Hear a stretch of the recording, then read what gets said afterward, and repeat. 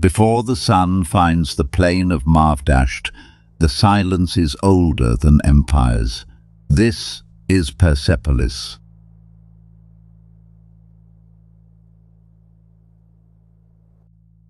"25 centuries ago, the people of Persia raised a city against this mountain, Kuh-e Rahmat, the mountain of mercy. Around 518 BC, Darius the Great chose this ground, not for armies, not for markets, but for wonder. The ceremonial heart of the greatest empire yet seen, raised by 3 generations of kings, stone by stone. This morning, 3 of us stand where the world once arrived.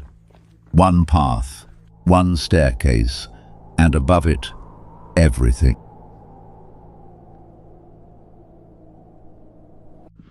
We have walked oceans together and caves of ice. Today, we walk with King.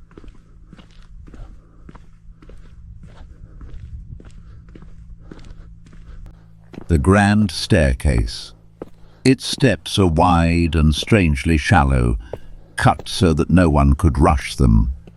You rise slowly, with dignity. How you arrive changes what you become when you enter. The builders understood that 25 centuries ago. 13 meters up, the terrace opens, a stone platform 450 meters by 300, with water channels carved into the rock before a single wall rose. The gate of all nations. Colossal bulls guard the western door. Winged bulls with human faces watch the east. Above them, Xerxes set his name in cuneiform. I am Xerxes, the great king, king of kings.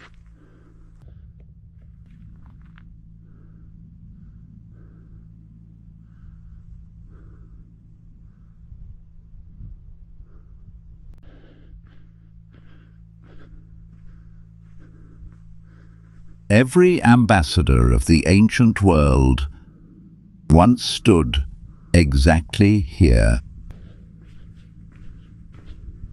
25 centuries fold away. Through this very doorway they came, Medes, Lydians, Egyptians, Indians, the whole world in procession. An empire from the Mediterranean to the Indus, begun by Cyrus the Great, who took Babylon without burning it. Each nation kept its gods, its tongue, its dress. This gate let the world walk in as itself.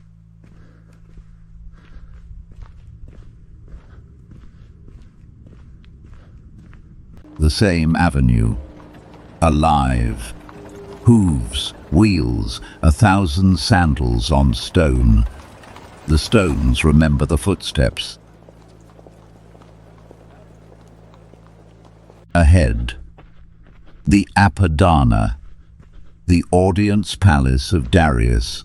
72 columns once carried its cedar roof, each nearly 20 meters tall. 13 still stand. For 2,500 years they have held up nothing but the sky.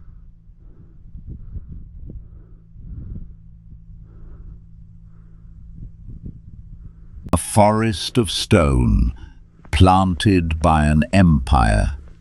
The emptiness between the columns is the grandest thing. And this is what the forest once held up: a cedar roof, painted columns, the shade of an empire. Look up and let it come back. On the eastern staircase the empire still walks, row upon row of Persian guards, spears upright, at attention through the fall of every kingdom that ever threatened them. 23 delegations climb forever, Lydians with silver, Saka horsemen in pointed hoods, a swaying camel, gifts, not chain. Look at the hands, nobles hand in hand, holding lotus blossoms, peace and long life. Ours never touch. Many scholars imagine them arriving at Nowruz, the Persian New Year, the whole world climbing into the spring light. The truth is, the stones keep their secret. A lion sinks its teeth into a bull, carved again and again, power devouring power, a riddle no one has fully solved. The Homa, the double-headed griffin, a bird of paradise that never lands, carved for a column, never raised. Beneath the corners of this palace, Darius buried foundation plates of pure gold and silver, stamped with his own words. Darius, the great king, king of kings, built this palace. Eternity, so far, has kept his word.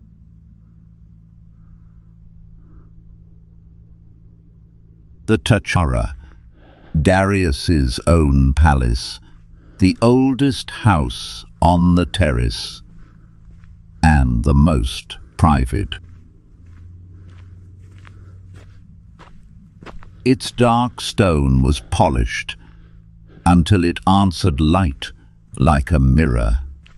Kings once saw their own faces in these walls. The faces are gone, the shine has dulled to desert stone, but the doorways still stand exactly where a king once walked through them.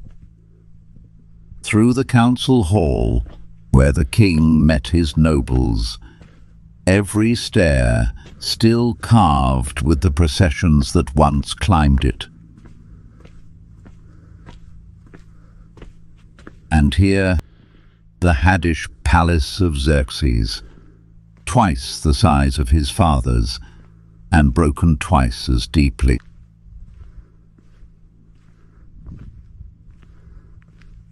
This palace burned worst. Some say Greek soldiers remembered Athens and made his house answer. Stone remembers.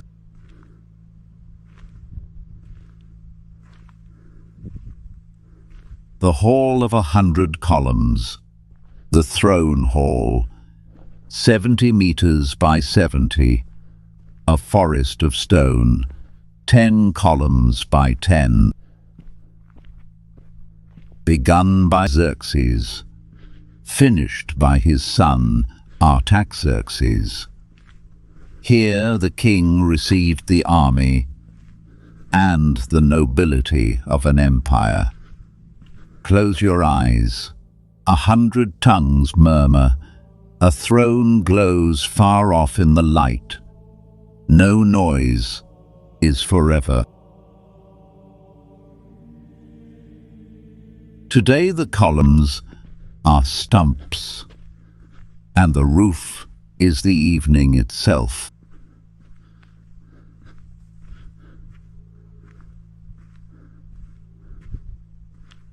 The Treasury, strong room of an empire. 1,348 people once worked inside these rooms. When fire came, it did history a strange kindness. It baked the clay record tablets hard and preserved them by the tens of thousands. The tablets say something astonishing. The builders were paid, silver and grain, men and women both, not slaves. Cyrus freed the exiles of Babylon. His clay decree is called the First Charter of Human Rights.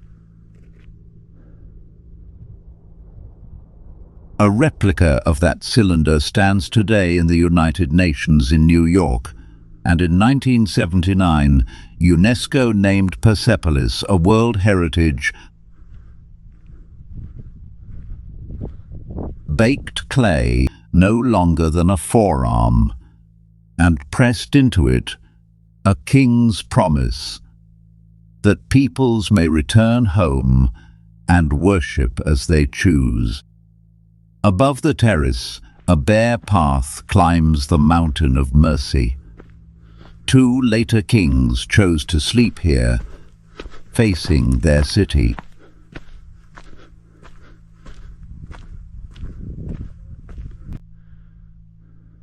The tombs of the Artaxerxes, cut into the living cliff. In the old faith, the body was given first to the sky and the birds, before the bones came home to the rock. Look at it, all of it. This is what a king wanted to see forever. We come down the way the centuries came down, slowly and changed.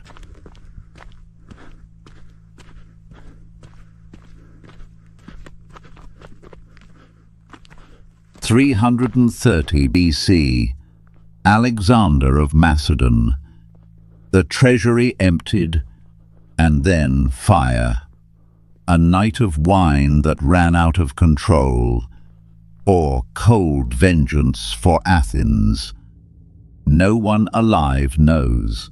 The capital of the world died in a single night and was never lived in again. Here and there the stone is blank, smoothed and ready for carvings that never came. Somewhere, mid-stroke, the chisel simply stopped. For 2,000 years the plain kept its secret, until the archaeologists of the 1930s began, gently, to wake it.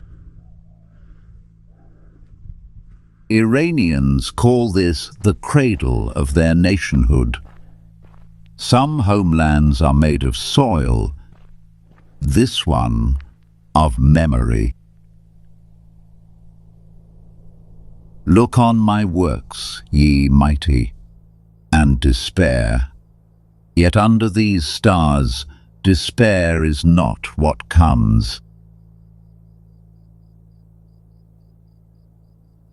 What comes is gratitude, that hands like ours made this, and that time left us enough. Thank you for walking with us. Every step, every stair, every breath of the desert wind. Persepolis will be here, next season, next century, holding the sunrise for whoever climbs slowly enough to deserve it.